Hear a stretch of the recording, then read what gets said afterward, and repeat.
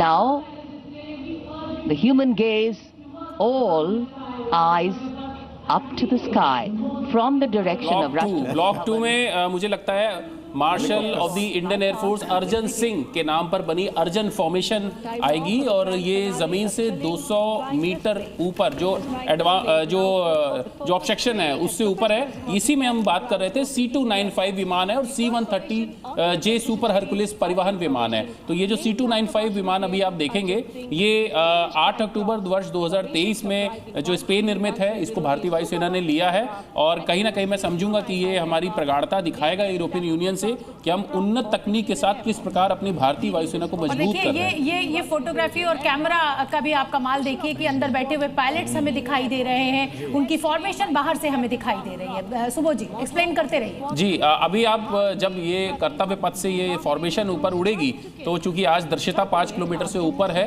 तो सबसे ज्यादा इस इंजन के की आवाज से ज्यादा बच्चों की तालियों की आवाज सुनेंगे जो उसमें उत्साह भर देगा और थोड़ी सबको इंतजार रहेगा। आसपास आपने देखा कि किसी प्रकार की एक बार वहां का एम्बियंस सुन लेते हैं, उस शोर को सुन लेते हैं जो हवाई गड़गड़ाहट जिसको कहा जाता है। पथ के ऊपर तो आप अपनी सांसें थाम लेंगे, यकीन मानिए।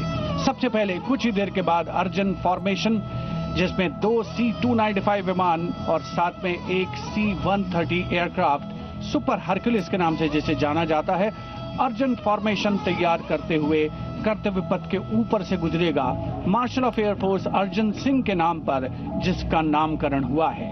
नेतृत्व कर रहे हैं group captain Rahul Rawat. 350 kilometre प्रति घंटे की रफ्तार से इन विमानों ने चंडीगढ़ से उड़ान भरी है और कर्तव्य पथ की ओर अग्रसर हैं। इस समय ऊपर की जानकारी से अवगत करा रहे होंगे कि कोई पक्षी नहीं है आसपास। ये आपके सामने तस्वीरें,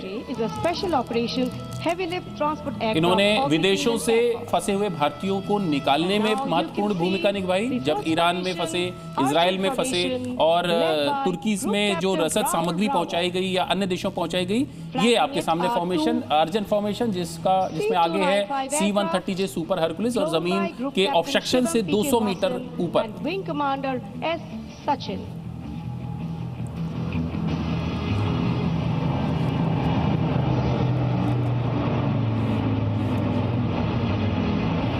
हर फॉर्मेशन Flying majestically टाइमिंग का भी गैप होता है। जी एटलीस्ट 2 मिनट का गैप जरूर रहेगा और जो कंट्रोलर और पायलट हैं वो एक दूसरे को बताते रहते हैं कि एरिया। जी मैंने लगभग मुझे अवसर मिला 20 बार इसमें एयर शो में पार्ट लेने का और सेवानिवृत्ति के बाद भी। इसको एक्सप्लेन कीजिए। जी अभी देखिए आपके सामने अभी थोड़ी देर में आएगी वज्रंग फॉर्मेशन जिसमें 6 राफेल विमान होंगे और अभी इसमें आप एक ट्रांसपोर्ट जहाज को भी देख रहे हैं, राफेल को उसको भी देख रहे हैं, जो ये दर्शा रहा है एयर टू एयर रिफिलिंग की काबिलियत कि हमारे विमानों को बार बार जमीन में आने की जरूरत नहीं है। एक बार हमने उनको भेज दिया। अब आप देखिए आपके सामने 2 लड़ाकू विमान हैं और बीच में एक ट्रांसपोर्ट एयरक्राफ्ट चल रहा है। तो ये हमारी एयर डोमिनेंस की जो नीति है, जो एयर सुपीरियॉरिटी की नीति है, जो हवा में लंबे हमें जो ऑपरेशंस करने उसको दर्शाता हुआ कि हम काबिलियत रखते हैं फाइटर विमानों को हवा में ही तेल भर देने का और उनको लैंड नहीं करेंगे अगला मिशन सौंप देने का।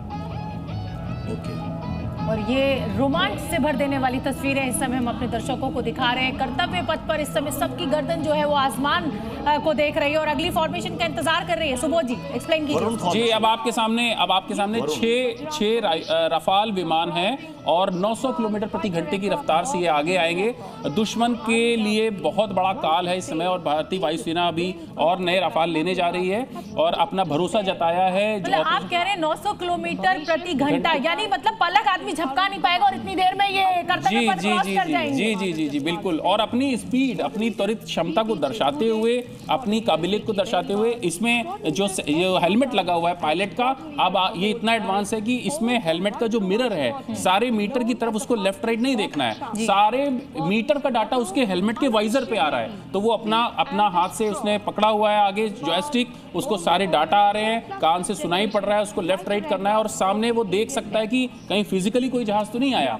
अगर कोई मिसाइल उसको लॉक करती है तो उसके इंडिकेशन में ये आ जाता है कि ये सरफेस टू एयर मिसाइल है कि कौन सी वाली है और उसकी कितनी स्पीड से आ रही है। अब आपके सामने 6 राफेल विमान बजरंग फॉर्मेशन में और शौर्य की नई मिसाल कायम करते हुए कर्तव्य पथ के ऊपर से वायु विचरण, और इसका निशान आप तीर की तरह देख सकते हैं। तो एक इंडिकेशन दुश्मन को दे दिया हमने। देखिए तीर का बना हुआ है।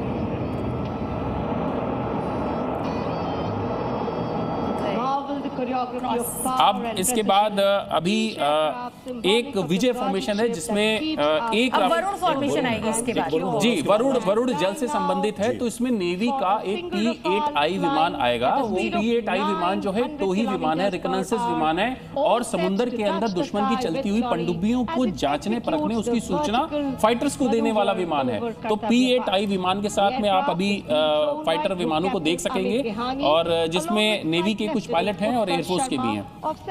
मतलब ये अभी कर्तव्य पथ पर पहुंचे नहीं है, लेकिन उससे पहले की कवरेज हमें मिलने लगी है। यही टेक्नोलॉजी का एडवांसमेंट है। पहले जब कर्तव्य पथ पे तभी हमें वो दूरदर्शन की तस्वीरें मिल पाती थी। आप उसके पूरे फ्यूजलाज को देख पा रहे हैं। टेक्नोलॉजी एडवांसमेंट ये भी है कि आपने देखा होगा कि जब अमेरिका या रूस चांद पर लैंड हुए थे तो कोई जी, और यहाँ पर वर्टिकल चार्जिंग, जी, फ्लेयर डिस्पेंस करते हुए विजय का एक प्रदर्शन करते हुए एक राफेल विमान,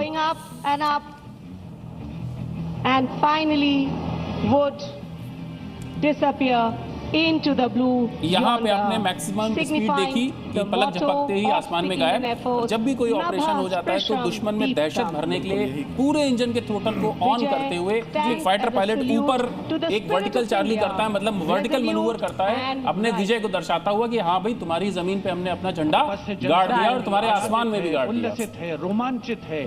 ये उसका संकेत देखकर, और यहाँ जिन्होंने देखने वाली बात है कि ये विमान अलग-अलग विमान तल से उड़े हैं। ये कोई चंडीगढ़ से, कोई ग्वालियर से, और कोऑर्डिनेशन इतना जबरदस्त है कि बिल्कुल कॉपी हमें पता ही लगता है कि अलग-अलग जगह से आ रहे हैं और एक ही टाइम पे कर्तव्य पथ के ऊपर से बिल्कुल सिखाए हुए तरीके से पास करते हैं। बिल्कुल। और अब मुझे लगता है विजय फॉर्मेशन जिसका आप जिक्र कर रहे थे सुबोध जी, वो अब देखने को हमें मिलेगा। कर्तव्य पथ के वाटर चैनल पर ये नजर आएंगे हमें 300 मीटर की ऊंचाई पर विजय फॉर्मेशन जिसका आप जिक्र कर रहे हैं। जी।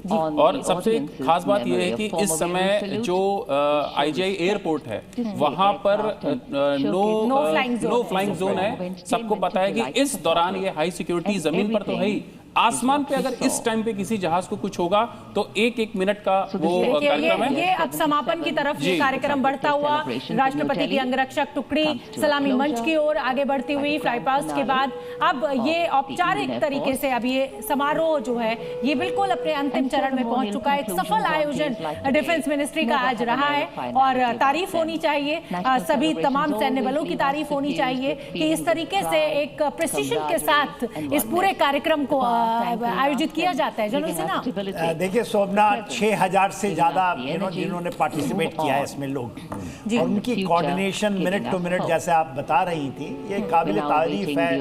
और ये हमारे एक शक्ति को दिखाता है कि टोटल कोऑर्डिनेशन सामंजस्य, जी एब्सोल्यूट सामंजस्य, और यही पैदा किया जा रहा है देश के अंदर में। तालमेल जैसे आप लोगों को भी मैं मीडिया वॉरियर कहता हूँ, आप भी तालमेल बनाई हुई है वहां से, क्योंकि देखिए पहुंचना देश के सही लोगों को आपके माध्यम से ही पहुंच रहे हैं लोग। बात तो बिल्कुल समझ में आती है कि जब बिल्कुल। और देखिए राष्ट्रपति की अंगरक्षक टुकड़ी इस समय सलामी मंच की ओर आगे बढ़ते हुए और उसके बाद एक बार फिर राष्ट्रगान होगा। ये कार्यक्रम औपचारिक रूप से समाप्त होगा। राष्ट्रपति विशिष्ट मेहमानों के साथ यहाँ से रवाना हो जाएंगी। राष्ट्रपति भवन में आज शाम को एट होम फंक्शन होता है जिसमें तमाम विशिष्ट मेहमानों के स्वागत में, उनके सम्मान में हाई टी का आयोजन किया जाता है। और अब ये पूरा कार्यक्रम आप देखिए अंगरक्षक टुकड़ी जिसके साथ राष्ट्रपति का आगमन हुआ था, समापन पर उनको ले जाने के लिए यहाँ सलामी मंच पर पहुंच चुकी है और राष्ट्रगान होगा और सभी जो सम्मानित यहाँ पर मेहमान पहुंचे हुए हैं उनको यहाँ से विदाई मिलेगी। जनरल सिन्हा, मैं चाहूंगी इन तस्वीरों को आप इस बार चूंकि थीम भी वंदे मातरम की थी तो वंदे मातरम लिखे बैनर को गुब्बारों के साथ छोड़ा जाएगा। हाँ, ये जो ग्रैंड फिनाले होगा आपका, इसका वही होगा। और आपने जो ये बयान कर रही थी कि अंगरक्षकों ने लेकर आए थे और लेकर वापस राष्ट्रपति भवन जाएंगे, और वहाँ पर समापन का वही एक ये होगा कि इट इज ओवर नाउ, और जिस तरह से प्रधानमंत्री वहाँ का एम्बियंस मुझे लगता है सुन लेना चाहिए। अब राष्ट्रगान वहाँ होगा।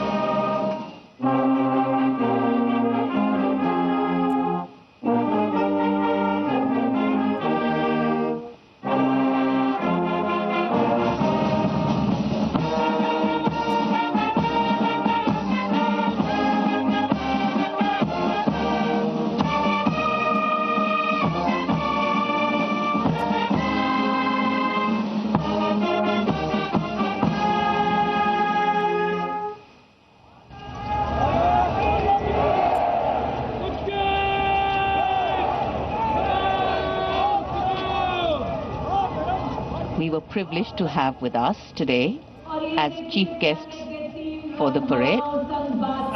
अब समापन जो हुआ इस पूरे कार्यक्रम का, समारोह का, वंदे मातरम लिखे बैनर्स छोड़े गए हैं और ट्राई कलर के गुब्बारे छोड़े गए हैं आसमान में। तो इस बार जो थीम वंदे मातरम और समृद्ध भारत और आत्मनिर्भर भारत और उसका बखूबी प्रदर्शन कर्तव्य पथ पर दिखा, चाहे वो सेना के शौर्य के रूप में हो या फिर अलग अलग प्रदेशों की सांस्कृतिक विरासत के रूप में। बहुत ही खूबसूरत ये दृश्य होता है और मेरा सौभाग्य रहा है कि मैं इसकी साक्षी बन पाई हूँ। और हर साल, और ये जब यहाँ पर भारत माता की जय के उद्घोष होते हैं तो आप उस ध्वनि से ही पूरा वातावरण, जिसे कहा जाए कि एक वाइब्रेशन उसमें महसूस कर सकते हैं।